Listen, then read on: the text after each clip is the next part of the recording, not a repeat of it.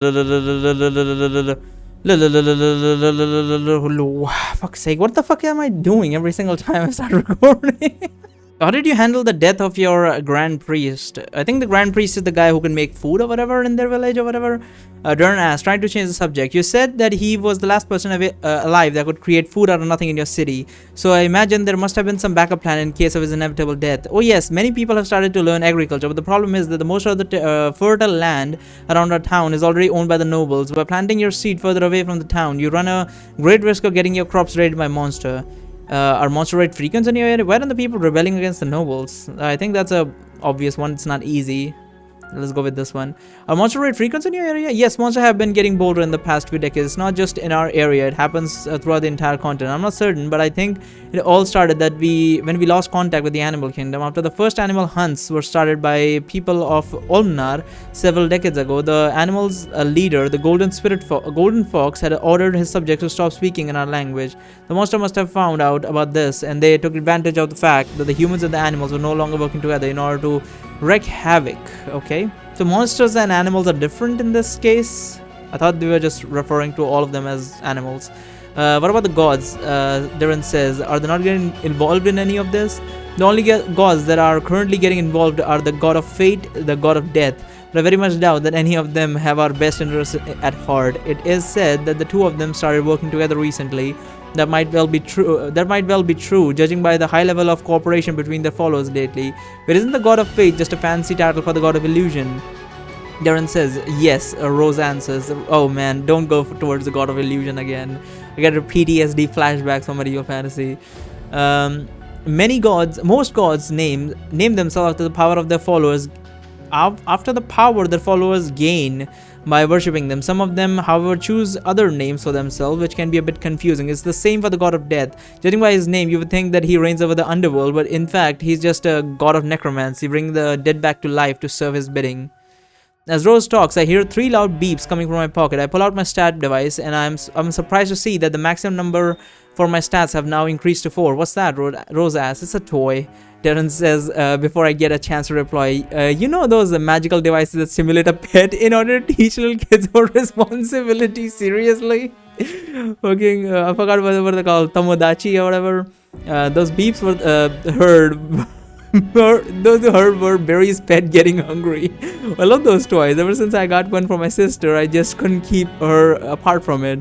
Ignore Darren, Kate says. He's just being a smartass. What Barry has there is a stat booster. He uses it to harness magical energy from the air, which he can use to augment his physical abilities. Rose looks impressed.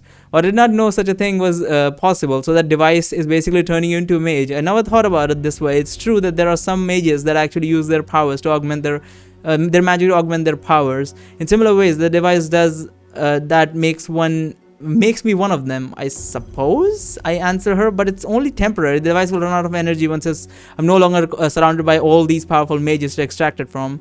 I take a look at my stat booster and start to think what I should spend my newly acquired points on. Invest points now.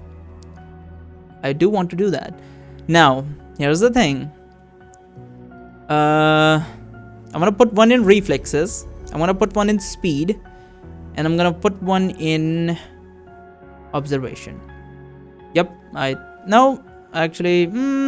It's fine. It's fine. I want to focus on some stats. I don't want to become a jack of all trades, because unfortunately, unlike real life, most games go for any one character that is a jack of all trades will get destroyed in certain areas of the game. Like, on one hand, they would be extremely efficient for like certain things, but for the most of the games, in most situations, a jack of all trade would suck dick.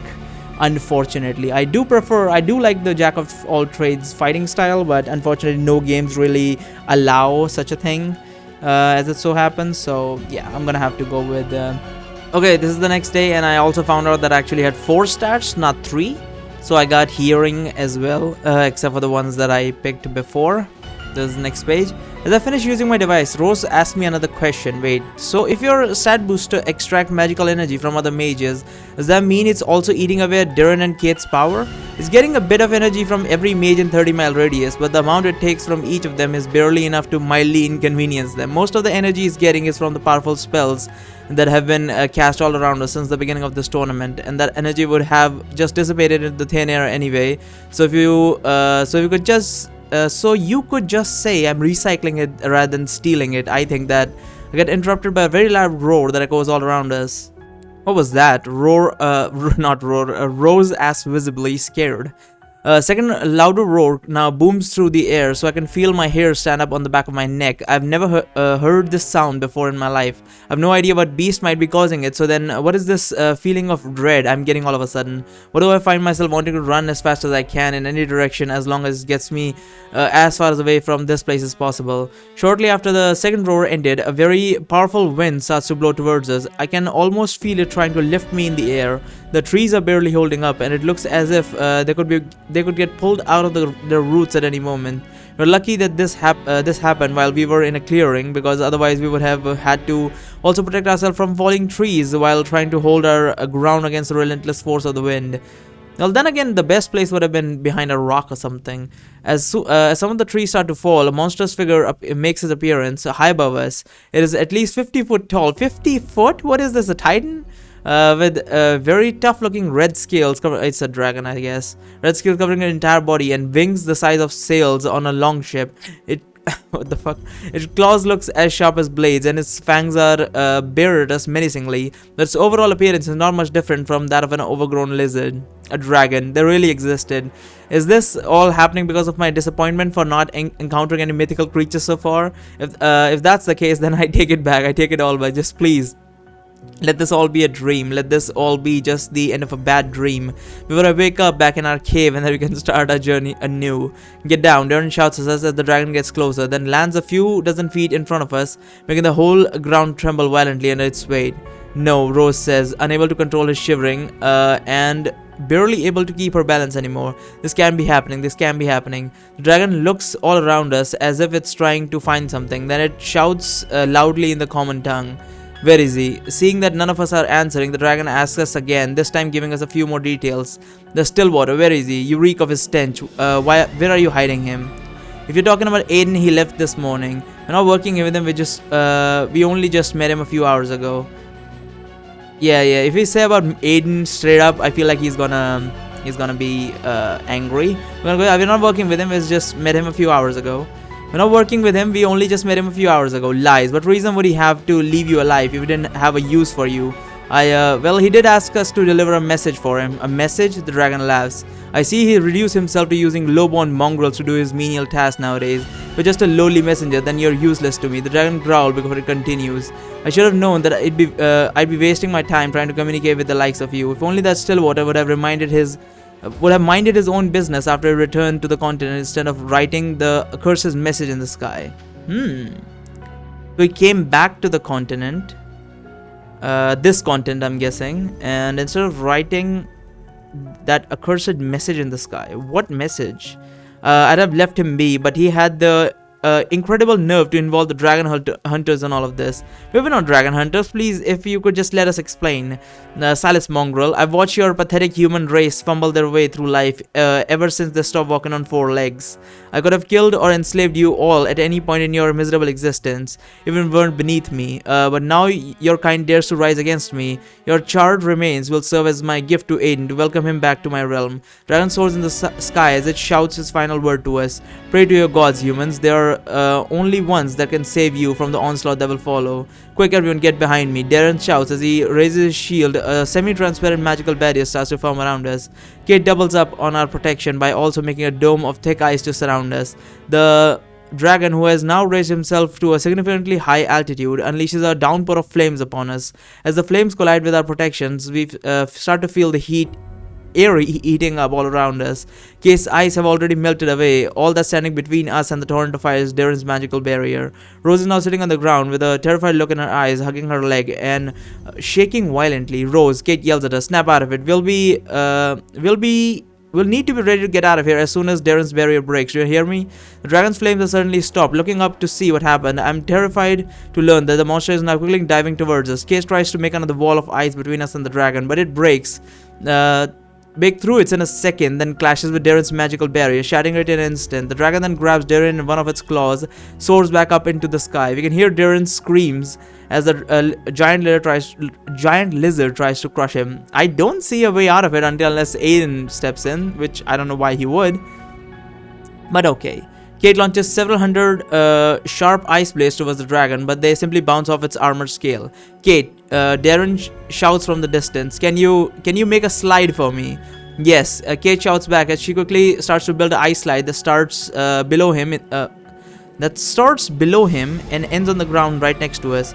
Once he sees the slide instead, Darren furiously thrusts his sword into the dragon's claws as it starts to scream in pain and drops him right on the slide that's been custom made for him. Just as Darren's finished sliding down, the dragon uses his fire breath again, this time aiming directly at Kate. She makes a large thick shield of ice float above her in order to provide her cover. As the flames and the ice clash, I can see Kate is making great effort to keep the fire back.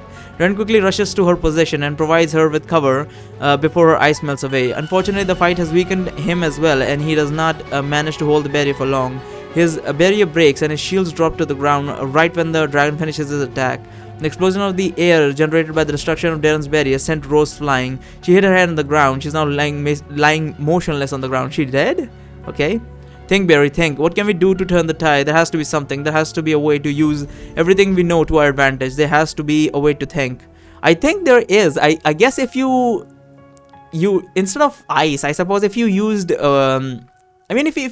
you took ice magic, right, and then you simply made a covering of ice and you left the inside liquid, and if the dragon's fire breath is hot enough and we can get the balls of liquid ice tumblers carrying the water inside them close enough to the dragon while he shoots his breath, then mayhaps if his breath is hot enough, it could instantly evaporate the water and cause a steam explosion. I guess that's one way to do it, but I don't know if that would work. It's over, humans, the dragon shouts triumphantly from high above. Your era is at an end. I'm going to exterminate every single one of you until all that remains of your race is a forgotten memory. And I'm saving Aiden for last. It's no use. My stat device is worthless here. Even if I had all my stats maxed out, I wouldn't stand a chance. This was all over before it began. What is the point of the observation and the hearing stat if you can't even detect these people?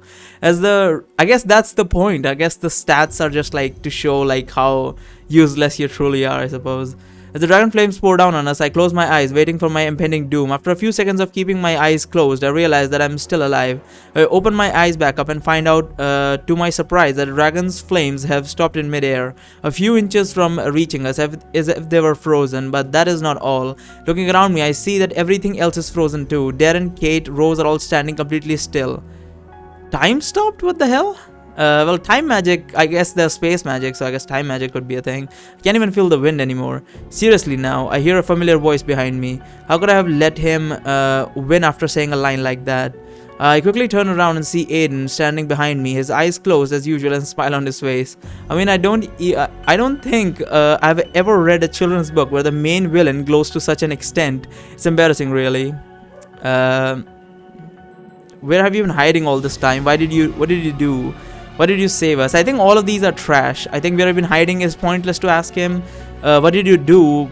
Time stop. He's probably just gonna say his magic. And what did you save us? He's just gonna be like, oh, I didn't save you. I was just, you're my messengers, or maybe I hate the dragon or whatever. What did you save us?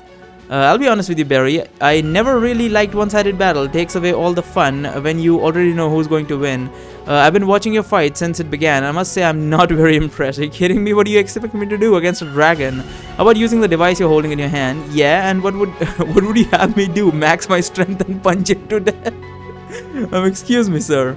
Me and Aiden both turn around at the same time and see that Rose is standing up and looking at Aiden confused. Hi, my name is Rose. Are you a friend of Barry? Aiden frowns his burrow and makes a hand gesture towards Rose. What are you doing? Rose asks him. Interesting, Aiden says. Rose, I've cast a spell that everyone supposed to freeze everyone What? Say, hold on. Is supposed to freeze time for everyone except me and Barry. Have you by any chance studied time magic in your lifetime? No, I can't cast any magic at all. I'm not a mage. His smile widens. Then I offer you my sincerest congratulations. As of this moment, you are officially a time weaver. A what? Aiden turns to me. Barry, I must admit, I don't think I've ever seen such a diversity in a team before. A time weaver, a healer in armor, a survivor from the Beacon of Hope, and a stat device wielder. I think I'm starting to root for you. What's so special about being a stat device wielder? Yeah, I mean, oh, these are both good questions. Fuck, I want to know both of them. I'm guessing Time Weaver is just supposed to be a constitution. You know what? I'm gonna save and I'm gonna load and read both of the options. I'm gonna go with the stat device one, and I'm gonna read what Time Weaver is.